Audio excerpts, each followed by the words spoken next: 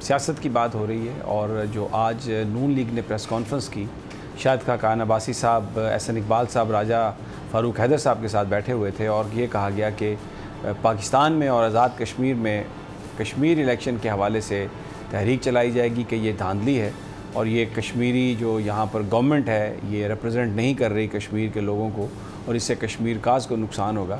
اب بڑا سوال یہ ہے کہ یہی قائدین پی ڈی ایم کے پلیٹ فارم سے، جہاں انہیں 9 دوسری جماعتوں کی حمایت حاصل تھی جن میں پیپلز پارٹی شامل ہے، اے این پی شامل ہے، مولانا فضل الرحمان شامل ہیں، یہ پاکستان میں کسی طرح کا کوئی احتجاج، بڑا احتجاج کرنے میں کامیاب نہیں ہوئی۔ تو اب اکیلی مسلم لیگ نون آزاد کشمیر میں الیکشن ہارنے کے بعد پورے پاکستان میں اور آزاد کشمیر میں کیا تحریک چلائے گی؟ تو یہ بات سمجھ میں آتی ہے کہ ان کو بھی پتہ ہے کہ کوئی ایسی تحریک نہیں ہوگی جس سے کوئی وہ لاکھوں ہزاروں لوگوں کو سڑکوں پہ لے آئیں، جس سے حکومت کو کوئی پرابلم ہو۔ ہاں، یہ ضرور ہوگا کہ جب آپ کشمیر کے حوالے سے بات کریں گے، آزاد کشمیر میں دھاندلی کی بات کریں گے، آزاد کشمیر میں لوگوں کے حقوق نہ دینے کی بات کریں گے، تو بھارت کے لیے، مودی کے لیے یقیناً اس میں آسانیاں ہوں گی۔ وہ یہ کہنے کی پوزیشن میں آئیں گے کہ آپ ہم سے کیا کشمیر کی آزادی کی بات کرتے ہیں، آپ اپنے کشمیر کو تو دیکھیں، وہاں پر تو آپ لوگوں کو حق نہیں دے رہے، وہاں پر تو آزادی کے لیے، وہاں پر تو لوگ اپنے حقوق کے لیے تحریک چلا رہے ہیں۔ تو یہ نظر آ رہا ہے کہ سب کچھ جو نون لیگ پلان کر رہی ہے، جو وہ کہتے ہیں ووٹ کو عزت دو کا جو بظاہر ایک بیانیہ ہے جس میں کیموفلاج انہوں نے کیا ہوا ہے، بیسیکلی پاکستانی فوج اور پاکستان کی ایجنسیز کے خلاف جو وہ زہر اگلتے ہیں، جو اس کو نقصان پہنچاتے ہیں، لگتا یہ ہے کہ اب یہ اس کی کوئی نئی شیپ ہے۔ اور مجھے پروفیسر غنی جاوید یاد آ رہے ہیں جو پچھلے جمعے مجھ سے کہہ رہے تھے کہ کچھ پلینٹس ایسے لگے ہوئے ہیں کہ جس میں پاکستان کو بدنام کرنے کے لیے، پاکستان کے اداروں کو بدنام کرنے کے لیے، پاکستان کے اندر کوئی اس قسم کی کوئی جو چلے گی موو جس میں ایک بڑے چیلنجز پاکستان کو درپیش ہو سکتے ہیں۔ تو رانا صاحب، کشمیر کا انتہائی سینسٹیو ایشو، اس پر انتہائی یہ ایک ایسا رویہ، ایسا ایٹیچیوڈ، ایسا پلان جس کا براہ راست فائدہ ہمیں نظر آ رہا ہے بھارت کو ہوگا، پاکستان کے دشمنوں کو ہوگا، کشمیر کو جو لوگ غلام رکھنا چاہتے ہیں ان کو ہوگا۔ تو یہ تو ایک پھر وہی ایجنڈا ہے جس پر نون لیگ چل نکلی ہے۔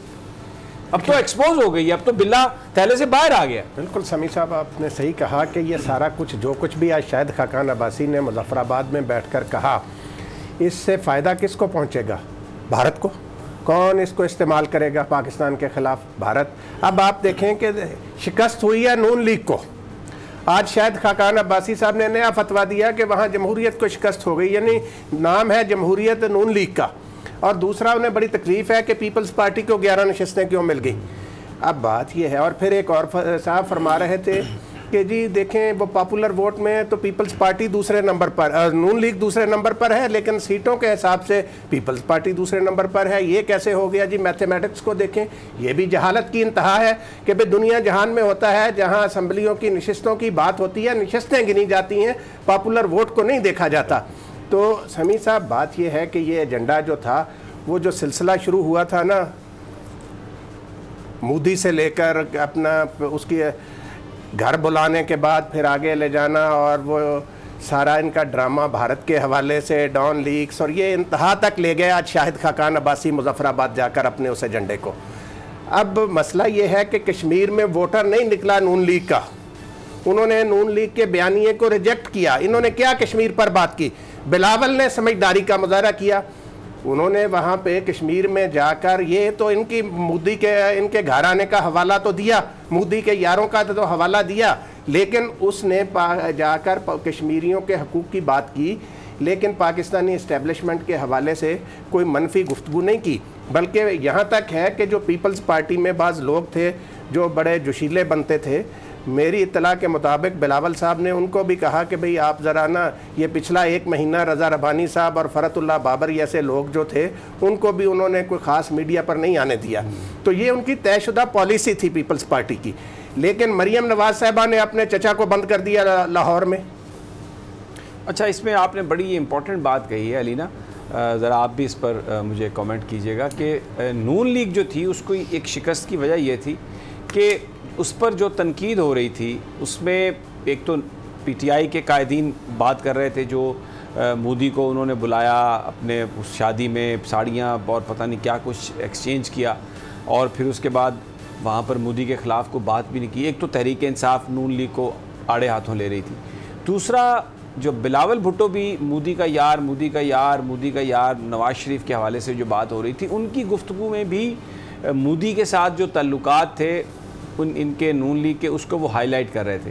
تو تین بڑی جماعتیں جو ہے وہ جلسوں میں مسلسل جو بات کر رہی تھیں، جو کشمیریوں کے ذہنوں میں اور کانوں میں پڑ رہی تھیں، ان میں جو تعلق نواز شریف صاحب کا اور ان کی جماعت کا مودی کے ساتھ تھا، بھارت کے ساتھ تھا، وہ ایکسپوز ہو رہا تھا. تو کشمیر میں بھارت کے ساتھ جو تعلق ہے اس کو تو وہ ایک ذاتی جنگ سمجھتے ہیں، کیونکہ کشمیری بٹے ہوئے ہیں، آدھی فیملیز ادھر ہیں، آدھی فیملیز اس سائڈ پہ ہیں، آپس میں مل نہیں سکتے اور ایک دوسروں کے جنازے میں نہیں جا سکتے، اور ایک انتہائی اس حوالے سے ان کے دل دکھے ہوئے ہیں اور وہ خون کے آنسو روتے ہیں جب بھی کسی کشمیری سے بات ہوتی ہے. تو اس چیز نے بھی تو نون لیگ کے لیے ایسا ماحول پیدا کیا جس میں ان کا جو ووٹ بینک ہے وہ مزید شرنک ہوا اور وہ الیکشن ہارے.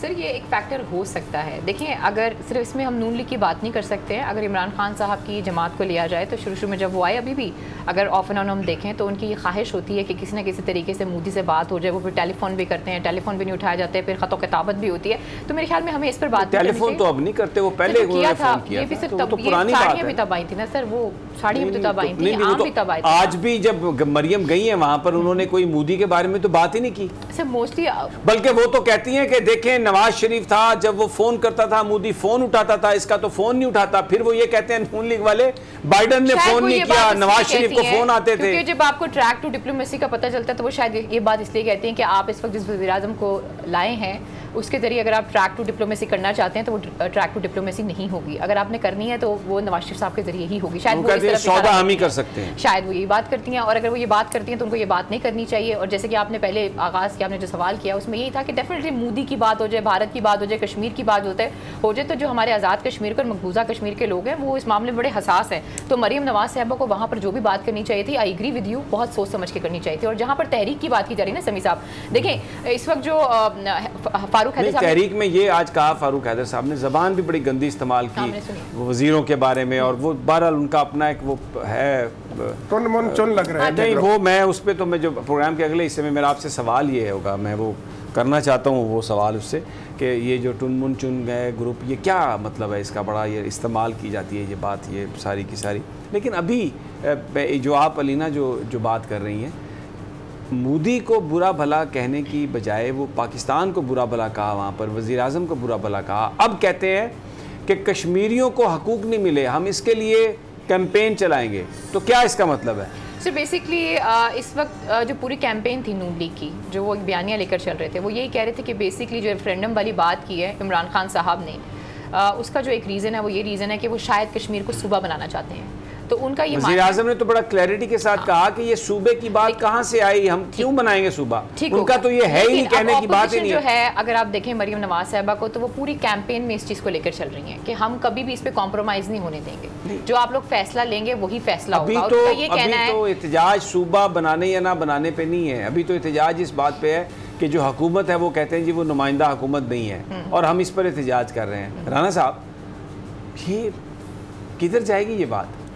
سمیع صاحب یہ وہی ہے کہ پلے نہیں تیلا کر دی میلا میلا. جو پاکستان میں جس طرح کی تحریک چلائی انہوں نے وہی تحریک کی، تحریک نہیں چلا سکتے. الیکشن والے دن لوگ ان کے لیے نہیں نکلے تو تحریک کے لیے کہاں سے آئیں گے؟